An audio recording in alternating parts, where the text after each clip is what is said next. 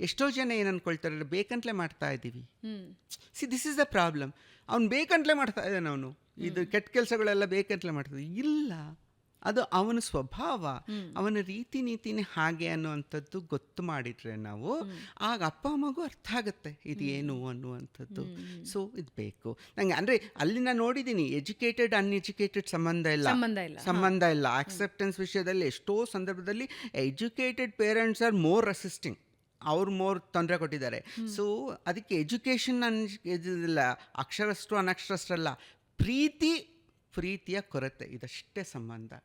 But ಕುಟುಂಬದಲ್ಲಿ ಪ್ರೀತಿ ಇದೆ, ಎಲ್ಲರನ್ನೂ ಪ್ರೀತಿಯಿಂದ ಬೆಳೆಸ್ತಾ ಇದ್ದಾರೆ, ಒಂದೊಬ್ಬರ ಮಧ್ಯದಲ್ಲಿ ಬಂಧನ ಚಂದ ಇದೆ ಅಂತಂದರೆ ಕುಟುಂಬ ತನ್ನ ಮಕ್ಳು ಹೇಗಿದ್ರು ಇರಲಪ್ಪ ಪರವಾಗಿಲ್ಲ, ಜೀವಂತವಾಗಿರಲಿ ಅಂತ ಒಪ್ಕೊಳ್ತಾರೆ ಎಲ್ಲ ಅಪ್ಪ ಅಮ್ಮನರು. ಎಲ್ಲಿ ಅದು ಇರಲ್ಲೋ, ಅದ್ರ ಕೊರತೆ ಇರುತ್ತೋ ಅಲ್ಲಿ ವಿದ್ಯಾಭ್ಯಾಸ ಇದ್ರೂ ಉಪಯೋಗ ಆಗಲ್ಲ, ರೆಸಿಸ್ಟೆನ್ಸ್ ಬರುತ್ತೆ.